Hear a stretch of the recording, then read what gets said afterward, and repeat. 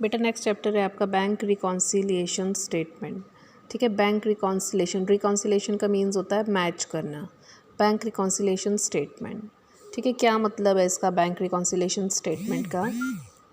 ठीक है, bank reconciliation statement बेटा जैसे कि कोई भी फर्म्स होती हैं वो अपना करंट अकाउंट ओपन करती हैं बैंक के साथ, ठीक है, क्योंकि उनको ट्रांजैक्शंस रिकॉर्ड करनी होती है। उन्होंने कोई भी ट्रांजैक्शंस हैं, बैंक जो है करंट अकाउंट ओपन करती है तो वो अपने पास कैश बुक रखती है, ठीक है, कैश बुक। और बैंक में जो अकाउंट होता है उसको बोलते हैं हम पासबुक। यानी कि दो तरह की बुक्स होती हैं, कौन कौन सी, कैश बुक और पासबुक। ध्यान से सुनेंगे, जो कैश बुक है वो हमारे पास होती है, जो पासबुक है वो बैंक के पास होती है, ठीक है। तो कोई भी ट्रांजैक्शन है, फॉर एग्जांपल मैंने मोहन को पेमेंट की तो मैं अपनी कैश बुक में रिकॉर्ड कर लूँगी, लेकिन बैंक को कब पता चलेगा, जब मैं बैंक को बताऊँगी, ठीक है, तब बैंक को पता चलेगा।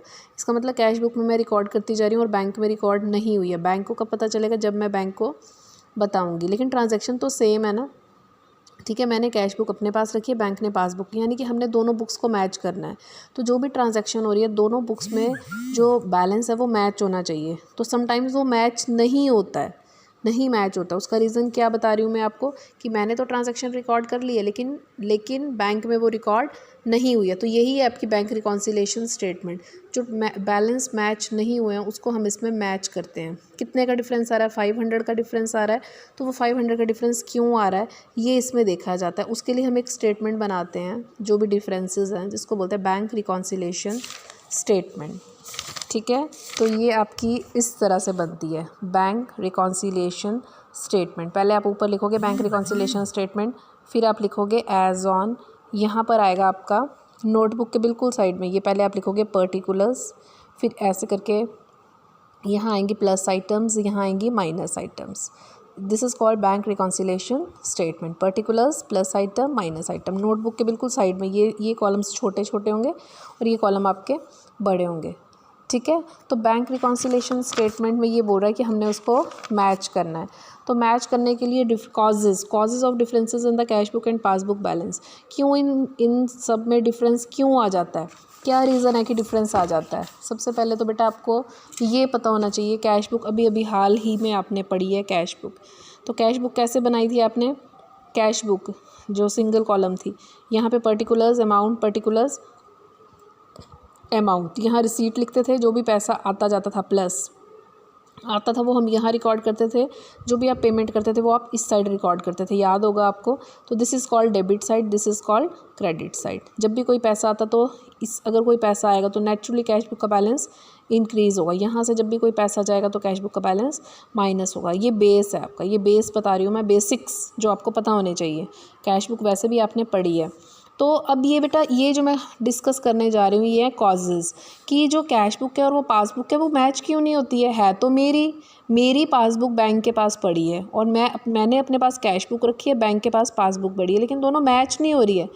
फॉर एग्ज़ाम्पल ये अक्टूबर का मंथ चल रहा है, तो अक्टूबर में मैंने कितनी पेमेंट्स की हैं, कितनी रिसीट्स हुई हैं, तो 31 अक्टूबर को तो मैं बैंक के पास जाऊंगी, हम उन दोनों को मैच करेंगे। अगर वो मैच नहीं होगी तो उसके रीजंस फाइंड आउट किए जाएंगे, लेकिन वो मैच होनी चाहिए, क्योंकि मेरी बुक है, वो पासबुक है तो बैंक के पास लेकिन है तो मेरी ना, तो मैच तो होनी चाहिए। तो क्या कारण है, उसके कॉजेज़ क्या हैं, ये जिसको समझ आ जाएंगे वही कर पाएगा। ये क्वेश्चन आपका 6 या 8 मार्क्स का एग्जाम में आता है बैंक रिकॉन्सिलिएशन स्टेटमेंट का। फर्स्ट रीज़न है cheques issued but not yet presented for payment. Cheques, ये बहुत ध्यान से आपको समझना पड़ेगा। चेक्स इशूड का मतलब मैंने किसी को पेमेंट करनी है तो हम उसको अकाउंट्स की लैंग्वेज में इशू बोलते हैं, कि मैंने किसी को चेक इशू किया, मतलब मैंने किसी को पेमेंट करनी है। अगर आपको यही नहीं समझ आएगा तो आगे समझ नहीं आएगा, इसलिए हर एक चीज़ को बहुत ही ध्यान से समझना पड़ेगा। What is issued means payment, मैंने किसी को पेमेंट करनी है। इसको इशूड भी बोला जाता है, ड्रॉन भी बोला जाता है, DRAWN, ड्रॉन भी बोला जाता है। चेक्स इशूड और drawn but not yet presented for payment, क्या है बेटा, ये क्या केस है आपका। इसका मतलब है मैंने मोहन को पेमेंट करनी थी, मोहन को पेमेंट की कितने भी अमाउंट की, 5000 की, ठीक है। तो मोहन को पेमेंट की, लेकिन अब मोहन को मैंने चेक दे दिया, मोहन अपनी पॉकेट में लेकर घूमता जा रहा है, बैंक में गया ही नहीं, कि मुझे पेमेंट, उसकी मर्ज़ी है। आज 9 अक्टूबर है, मैंने उसको चेक दे दिया। अब ये ज़रूरी थोड़ी है वो 9 अक्टूबर को ही बैंक में चला जाएगा। वो 20 अक्टूबर को भी जा सकता है, 25 अक्टूबर को भी जा सकता है। जब उसका दिल करेगा वो तभी जाएगा। लेकिन जब मैंने उसको चेक दे दिया, जब मैंने उसको चेक इशू कर दिया, ये मेरी कैश बुक है, this is receipt side, this is payment side. अब क्वेश्चन ये है कि मैं कहाँ उसको रिकॉर्ड करूँगी, क्योंकि मैंने चेक इशू किया, पेमेंट किया, तो इमीडिएटली मैं इस साइड एंट्री करूँगी। चेक्स इशूड, ये मैंने शॉर्ट में लिखा है, cheques issued but not yet presented for payment, for example 5000, मैं यहाँ एंट्री करूँगी, क्योंकि मैं तो चेक इशू कर रही हूँ, लेकिन वो तो बैंक के पास गया ही नहीं गया वो बैंक के पास। यानी कि अब इस साइड एंट्री होने का मतलब है, ये देखिए मैंने आपको समझाने के लिए क्रेडिट भी लिखा है, माइनस भी लिखा है। इस साइड एंट्री का होने का इसका इफेक्ट क्या होगा, इस साइड एंट्री होने का मतलब है कैश बुक का बैलेंस कम हो रहा है, लिखा भी ऊपर minus, this is plus, this is minus. इसका मतलब कैश बुक का बैलेंस माइनस हो रहा है और पासबुक का इंक्रीज़ हो रहा है। क्यों पासबुक का इंक्रीज़ हो रहा है, इंक्रीज़ मतलब एज इट इज़ ही है। अगर यहाँ पहले 10,000 था, यहाँ भी 10,000 था, फॉर एग्जांपल सुनेंगे ध्यान से, यहाँ भी 10,000 था, सॉरी कैश बुक में भी 10,000 था, यहाँ भी 10,000 था। मैंने किसी को पेमेंट कर दी 5,000 की, यहाँ तो रह गया 5,000 और पासबुक का एज इट इज़ ही है, लाइक उसका 10,000 ही है, यहाँ 5,000 हो गया, यहाँ 10,000 हो गया। मैच नहीं ना हो रहा है, हमारा नहीं मैच हो रहा है। तो हमने क्या करना है, कैश बुक को पासबुक के साथ मैच करना है। ऐसे एरो आप नीचे लगाएंगे, कैश बुक को हम पासबुक के साथ मैच कर रहे हैं, तो कैश बुक का बैलेंस हमें इंक्रीज़ करना पड़ेगा, कितने से, 5,000 से, तभी हमारा वो कैश बुक और पासबुक मैच होगी। ठीक है, तो इसमें आपके 1 मिनट ये चीज़ रह गई थी करवाने के लिए। ये स्टार्ट होता है ऐसे, debit balance as per cash book. शुरू में ही आपको क्वेश्चन में दिया होगा, डेबिट बैलेंस को हम बोलते हैं फेवरेबल बैलेंस। ये देखिए कैश बुक का डेबिट बैलेंस, ये रिसीट्स। फेवरेबल क्यों बोलते हैं, क्योंकि हमारे फेवर में है, ये रिसीट्स ज़्यादा हैं। जब भी ऐसा होगा debit balance as per cash book, ये आपका देखिए पर्टिकुलर BRS में debit balance as per cash book यहाँ आएगा। सबसे पहले स्टार्टिंग में आप इसको यहाँ लिखोगे। फॉर एग्जांपल मेरे पास 50,000 रुपीज़ है, तो मैं उसको इस साइड लिखूँगी, प्लस में लिखूँगी या माइनस में, क्योंकि मेरा फेवरेबल है तो मैं उसको प्लस में लिखूँगी। 4 केसेस हैं इसमें। नेक्स्ट है क्रेडिट बैलेंस। इसको क्रेडिट बैलेंस को हम ओवरड्राफ्ट भी बोलते हैं, अनफेवरेबल भी बोलते हैं as per cash book. Overdraft क्यों है, क्योंकि इस साइड है, तो ये रिसीट्स हैं, ये पेमेंट्स है, इस साइड पैसा है, इसका मतलब मैंने ज़्यादा निकलवाया हुआ है। कैश बुक जिसको समझ आई है थोड़ा बहुत उसको ज़्यादा समझ आएगा, यानी कि इस साइड पैसा, यानी कि मैंने पहले से ओवरड्राफ्ट ज़्यादा पैसा निकलवाया हुआ है, तो ये मेरे फेवर में नहीं है, अनफेवरेबल है, इसको हम बोलते हैं क्रेडिट बैलेंस। तो ये आपका अगर BRS आपने बनानी है, credit balance as per cash book, overdraft मेरे फेवर में ही नहीं है, तो ये माइनस में जाएगा। इन चारों में से एक से BRS आपकी स्टार्ट होती है, किसी एक बैलेंस से। इन चारों में से किसी एक बैलेंस से BRS स्टार्ट होगी। ठीक है, तो ये चारों केसेस में आपको इकट्ठे समझा रही हूँ।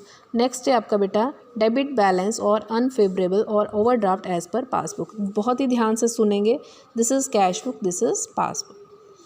क्योंकि ये मेरी पासबुक है लेकिन बैंक के पास है। रिसीट्स यहाँ कैश बुक के रिसीट्स यहाँ आती है, पासबुक में रिसीट्स यहाँ आती है, ओपोजिट। यहाँ पेमेंट्स क्रेडिट साइड में आती हैं, यहाँ पेमेंट्स डेबिट साइड में आती है, ओपोजिट। यहाँ देखो डेबिट में जब कोई पैसा आएगा तो अमाउंट बढ़ेगा, यहाँ डेबिट में कोई अमाउंट जाएगा तो माइनस होगा, यहाँ क्रेडिट में कोई अमाउंट जाएगा तो माइनस होगा, यहाँ क्रेडिट में कोई अमाउंट आएगा तो प्लस होगा। बस ये समझ आना बहुत ज़रूरी है।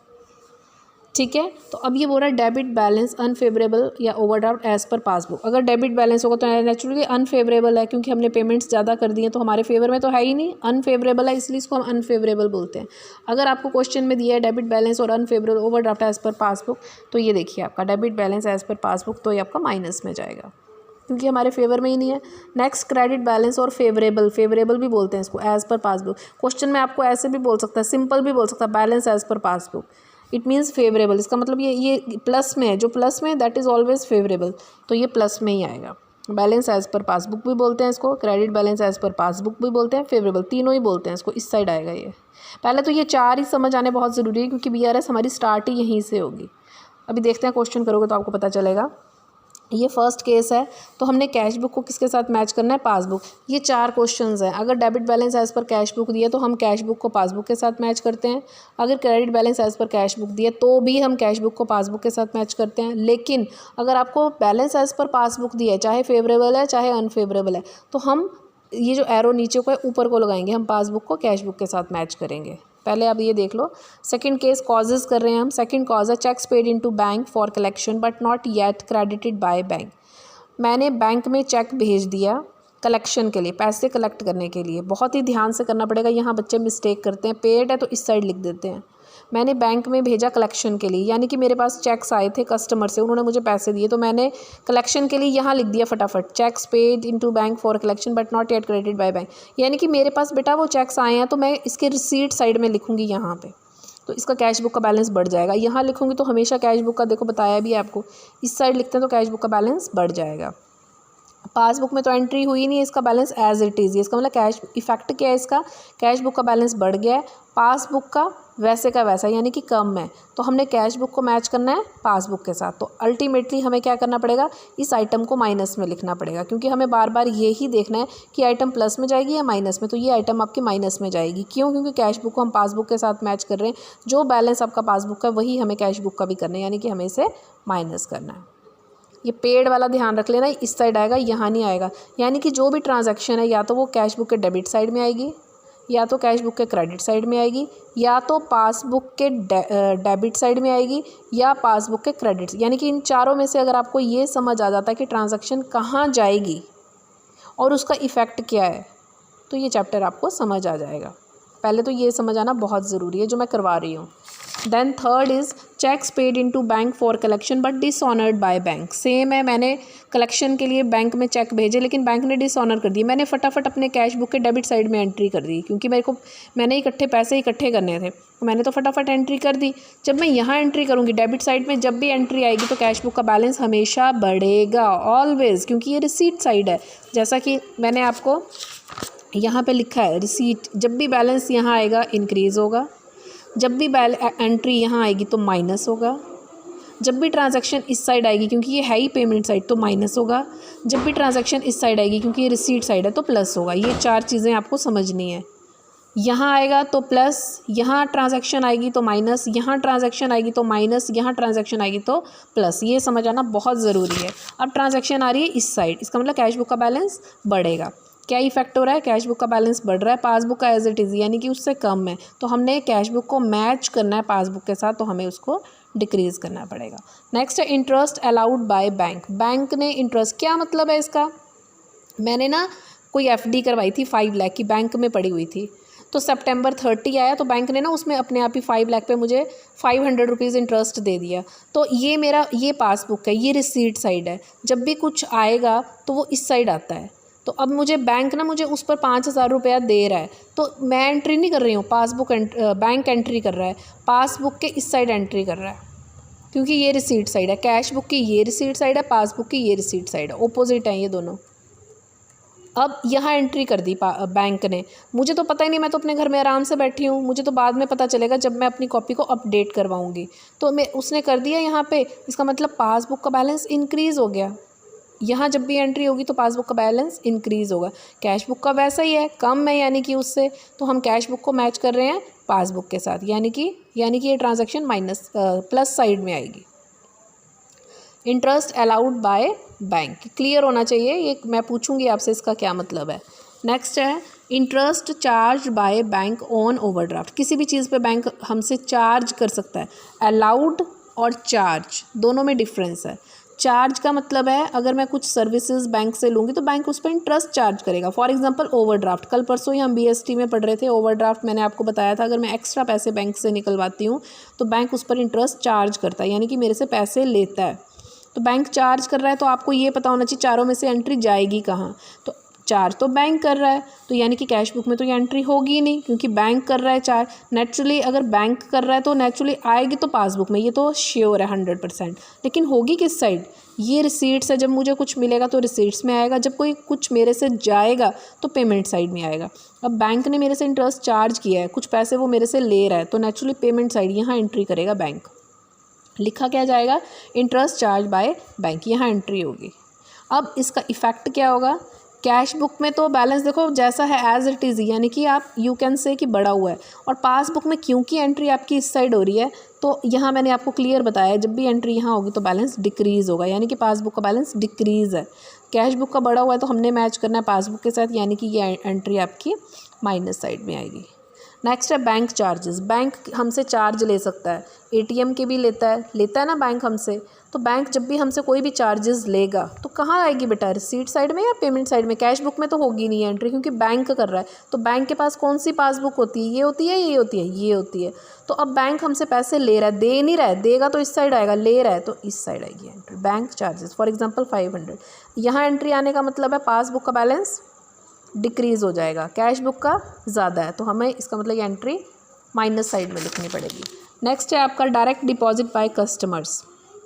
राम और श्याम से मैंने 5,000 रुपये लेने थे, उन्होंने डायरेक्ट मेरे अकाउंट में जमा कर दिए। उनके पास अकाउंट था, उन्होंने डायरेक्ट जमा कर दिया। मुझे थोड़ी पता है, मैं तो अपने घर में आराम से बैठी हूँ। उन्होंने मेरे अकाउंट में डिपॉजिट करवा दी, तो नेचुरली मेरा ये देखो पासबुक बैंक के पास गए, this is payment side, this is receipt side. जब भी मुझे कुछ मिलेगा तो पासबुक के रिसीट साइड में, यहाँ उन्होंने डिपॉजिट करवा दिया, तो ये आपका यहाँ पे पासबुक का बैलेंस क्या होगा, इंक्रीज़ हो जाएगा। इसका इफेक्ट क्या होगा आपका, पासबुक का बैलेंस, क्योंकि एंट्री इस साइड हो रही है तो पासबुक का बैलेंस आपका क्या होगा बेटा, इंक्रीज़ हो जाएगा। और कैश बुक का कम है, पासबुक का इंक्रीज़ है, तो आपको इसका बैलेंस क्या करना पड़ेगा, इंक्रीज़ करना पड़ेगा। नेक्स्ट है आपका interest and dividend collected by bank, यानी कि इंटरेस्ट एंड डिविडेंड। डिविडेंड मैंने कोई शेयर्स पर पैसा लगाया है, उस पर मुझे कोई इंटरेस्ट मिल रहा है, या कोई इन्वेस्टमेंट किया है उस पर मुझे कोई पैसा मिल रहा है, तो डायरेक्टली वो मेरे अकाउंट में आ जाएगा। तो पासबुक के इस साइड एंट्री होगी,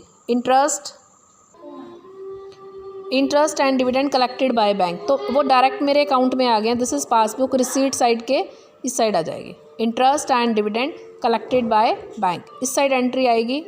ठीक है, तो पासबुक के इस साइड जब एंट्री आएगी बेटा, तो नेचुरली क्या होगा, पासबुक का बैलेंस क्या होगा, इंक्रीज़ होगा।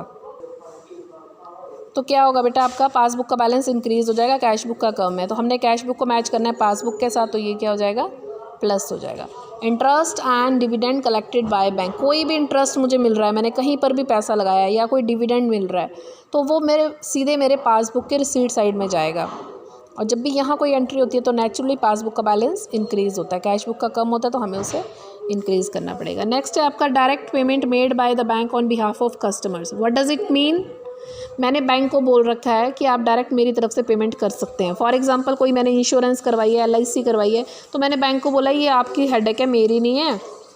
जब भी जनवरी फरवरी की 5 डेट आएगी, हर महीने की 5 डेट आएगी, आप मेरी तरफ से 2,000 पेमेंट करते जाइए। होता है ऐसे, होता भी है। तो बैंक क्या कर रहा है, मेरी तरफ से पेमेंट करते जा रहा है, मुझे नहीं मालूम है, उसको मैंने बोल रखा है। ठीक है, मैं तो भूल गई हूँ, तो मैंने कैश बुक में कोई एंट्री नहीं की है। ऑन बिहाफ ऑफ कस्टमर्स, मेरी तरफ से बैंक डायरेक्ट पेमेंट करता जा रहा है। दिस इज़ पासबुक, तो जब भी पेमेंट होगी वो पेमेंट साइड में आएगी। दिस इज़ P लिखा है मैंने, पेमेंट साइड है, तो यहाँ एंट्री आएगी। यहाँ एंट्री आने का मतलब है पासबुक का बैलेंस डिक्रीज़ हो जाता है। इफेक्ट, कैश बुक का बैलेंस एज इट इज़ ही है, यानी कि ज़्यादा है, पासबुक का कम है। अगर पासबुक का कम है तो नेचुरली कैश बुक का ज़्यादा ही होगा, ऐसे भी समझ सकते हो आप। तो हमने मैच करना है कैश बुक को पासबुक के साथ, यानी कि ये माइनस साइड में आएगा। Next, cheques paid into bank but omitted to be recorded in cash book. Omitted होता है भूल जाना। Cheques paid into bank but omitted to be recorded in, उसने डायरेक्ट बोला है कि कैश बुक में रिकॉर्ड हुए ही नहीं है, आपको बोल रहा है। फर्स्ट जो आपने एंट्री की थी उसमें और इसमें डिफरेंस है। उसमें मैंने बोला था चेक्स पेड इनटू बैंक इस साइड आएंगे आपके, लेकिन यहाँ इसने डायरेक्ट बोला है कि कैश बुक में एंट्री हुई ही नहीं है।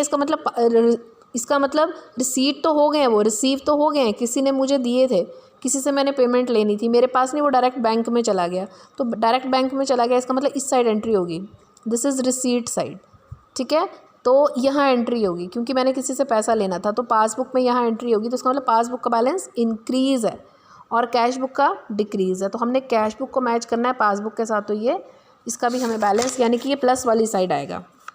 नेक्स्ट है बेटा आपका debit side of cash book. अभी आप पासबुक को रहने दो। Debit side of cash book has been overcast. What does it mean, ये आपकी कैश बुक है, ये डेबिट साइड है, ओवरकास्ट हो गई। ओवरकास्ट मतलब ज़्यादा, उसका प्लस हमने ज़्यादा कर दिया, प्लस हमने बहुत ज़्यादा कर दिया उसका। ठीक है, तो ज़्यादा कर दिया, कैश बुक का ज़्यादा कर दिया, पासबुक का कम है, तो हमें नेचुरली उसका भी कम करना पड़ेगा, यानी कि ये माइनस वाली साइड आएगा, क्योंकि हमने इक्वल करना है, कैश बुक और पासबुक को इक्वल करना है। नेक्स्ट है payment side of cash book, that is credit side of cash book. इसको पेमेंट साइड भी बोलते हैं, क्रेडिट साइड भी बोलते हैं। हैज़ बीन अंडरकास्ट, ये क्या हो गई है, अंडरकास्ट हो गई ये पेमेंट साइड, कम कर दी है, बहुत ही ज़्यादा कम कर दी है। इसका मतलब रिसीट साइड ज़्यादा होगी है, पेमेंट साइड हमने गलती से ज़्यादा ही कम कर दी है। इसका मतलब रिसीट साइड ज़्यादा होगी और पासबुक में बैलेंस कम है, तो इसका बैलेंस भी हमें कम करना पड़ेगा। Next, payment of cheques recorded twice in passbook, कोई भी चेक्स है उसकी हमने पेमेंट ट्वाइस मतलब 2 बार कर दी है, ट्वाइस यानी कि मान लो 550 का आपका चेक था, मैंने 2 बार पासबुक में 2 बार रिकॉर्ड कर दिया है, तो जब भी पेमेंट होगी तो यह पेमेंट साइड आपकी ये है, पेमेंट 550 2 बार पेमेंट कर दी मैंने, 2 बार रिकॉर्ड कर दिया, तो इसका मतलब पासबुक का बैलेंस 1100 से कम हो गया, कैश बुक का तो ज़्यादा है, पासबुक का 1100 से मैंने क्या कर दिया, कम कर दिया। अगर मैंने उसके साथ मैच करना है, क्योंकि ट्वाइस हुआ है ये, अगर मैंने कैश बुक के साथ मैच करना है तो प्लस में आपको कितना डालना पड़ेगा, 550, आपको कितना डालना पड़ेगा, 550। इसका मतलब यहाँ पे 550 यहाँ पे जब आपका 550 आएगा तो अपने आप वो मैच हो जाएगा।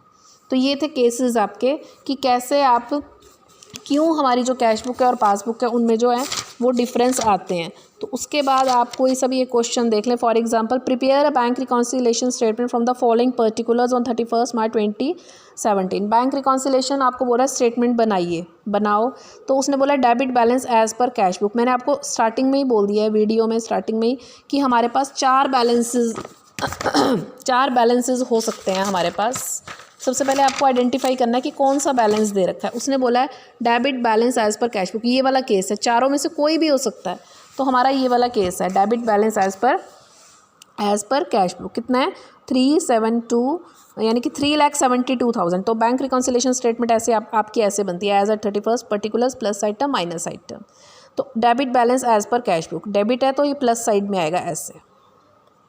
Next, cheques issue to creditors but not yet presented to the payment. क्या बोल रहा है, चेक्स इशू किए, मैंने आपको, ये फर्स्ट केस है आपका, चेक्स इशू किए, तो बेटा चेक्स इशू किए इसका मतलब ये रही आपकी कैश बुक की ये रिसीट साइड है, ये पेमेंट साइड है, तो यानी कि यहाँ कैश बुक के इस साइड मैंने एंट्री कर दी है, यानी कि कैश बुक का बैलेंस क्या हो गया है, कम हो गया है, पासबुक का ज़्यादा है। तो हमने क्या करना है, कैश बुक को पासबुक के साथ मैच करना है, इसका मतलब इसको हमें प्लस साइड में लिखना पड़ेगा।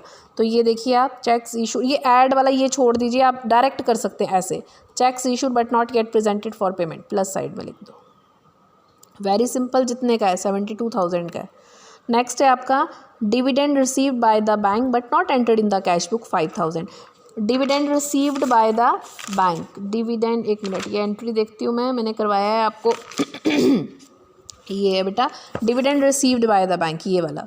Interest and dividend collected by the bank, bank ने डिविडेंड रिसीव्ड किया, तो जब भी रिसीव करेगा ये पेमेंट साइड है, ये रिसीट साइड है, ये पासबुक में एंट्री हो रही, क्योंकि बैंक कर रहा है, क्या यहाँ तो होगी ही नहीं ये एंट्री, तो रिसीट हो रहा है, तो यहाँ पे पासबुक के इस साइड, इसका मतलब पासबुक का बैलेंस इंक्रीज़ हो गया। कैश बुक का जैसे था वैसा ही है, यानी कि कम है, तो हमें क्या करना पड़ेगा, इसको प्लस में डालना पड़ेगा। ठीक है, तो लिखोगे क्या आप यहाँ पे, dividend received by the bank, कितना, 5,000। नेक्स्ट है आपका इंटरेस्ट अलाउड बाय बैंक 1250। हमें बैंक ने क्या किया है, इंटरेस्ट अलाउ किया है, interest allowed by bank, interest allowed by bank. मेरी कोई एफडी थी, उस पर बैंक मुझे इंटरेस्ट दे रहा है, तो पासबुक के इस साइड एंट्री आएगी इंटरेस्ट, तो पासबुक का बैलेंस बढ़ जाएगा, कैश बुक का कम है, तो क्या इफेक्ट है, इसको हमें प्लस में लिखना पड़ेगा। तो ये देखिए interest allowed by bank, how much, 1250। Next है cheques deposited into bank but not collected by bank, cheques deposited into bank, cheques हमने क्या किए, डिपॉजिट कर दिए बैंक में, चेक्स डिपॉजिटेड इनटू बैंक, यानी कि ये वाला केस है आपका, मैंने चेक्स भेजे लेकिन बैंक ने क्रेडिट ही नहीं किए अभी तक, तो मैंने फटाफट कैश बुक के इस साइड एंट्री कर दी, कैश बुक का बैलेंस इंक्रीज़ हो चुका है, पासबुक का कम है, तो मुझे यानी कि माइनस में लिखनी है ये वाली ट्रांजैक्शन आपकी। तो हम क्या लिखेंगे, cheques deposited but not collected by bank, ये माइनस में लिखनी है आपने, 5400। ठीक है, cheques deposited but not collected by up to the date, कितने के, 15,400 के। नेक्स्ट है आपका बैंक चार्जेस, बैंक चार्जेस ये भी मैंने आपको बताया है, बैंक चार्जेस, बैंक हमसे कोई चार्ज लेता है तो ये पेमेंट साइड है, इस साइड आएगा, यहाँ जब भी कोई ट्रांजैक्शन आएगी तो पासबुक का बैलेंस कम हो जाएगा, कैश बुक का ज़्यादा है तो हमें इसको कम करना पड़ेगा। बैंक चार्जेस, ये देखिए आप, बैंक, ये लेस वाला ये छोड़ दो, आप सीधे लिखो बैंक चार्जेस और माइनस वाली साइड में 200। नेक्स्ट है a cheque deposited into bank was dishonoured but no intimation received, a cheque deposited into bank यही वाला है, but no intimation received, a cheque deposited into bank यही वाला है। डिपॉजिटेड इनटू बैंक यानी कि पहले मेरे पास आया, मैंने कैश बुक के यहाँ एंट्री कर दी है, तो कैश बुक का बैलेंस इंक्रीज़ हो गया, पासबुक का कम है, तो ये माइनस में जाएगा। तो ये देखिए cheques deposited into bank but dishonoured. कितने हैं? 320। नेक्स्ट है आपका bank paid house tax on our behalf but no intimation receive from the bank in this connection. ये आपका कौन सा केस है? ये है आपका, एक मिनट, ये वाला, direct payment made by the bank on behalf of customers. ये मैंने आपको बताया था कि बैंक ने मेरी तरफ से टैक्स पे कर दिया क्योंकि मैंने बोला हुआ है। तो पासबुक के इस साइड एंट्री होगी, पासबुक का बैलेंस कम हो जाएगा, कैश बुक का ज़्यादा, तो मेरे को इसका बैलेंस भी कम करना पड़ेगा। तो ये देखिए पेमेंट ऑफ हाउस टैक्स, ये कम 350 इस साइड लिखना पड़ेगा, माइनस वाली साइड। एक्चुअली आधा क्वेश्चन यहाँ है, आधा क्वेश्चन यहाँ है, तो माइनस वाली साइड लिखना पड़ेगा। अब आप इसका टोटल करो, फिर आप इसका टोटल करो। ओके, जिसका ज़्यादा है उसमें से इसको माइनस करो। 450250 में से यहाँ लिख देती हूँ मैं, 450250 में से 16270 ये माइनस करो तो ये आएगा 433980। तो डेबिट से स्टार्ट हुआ था, प्लस से साइड स्टार्ट हुआ था, तो यही लिखोगे आप। और लिखोगे क्या? ये स्टार्ट हुआ था आपका debit balance as per cash book. Answer में आप लिखोगे opposite, credit balance as per passbook 433980। ठीक है।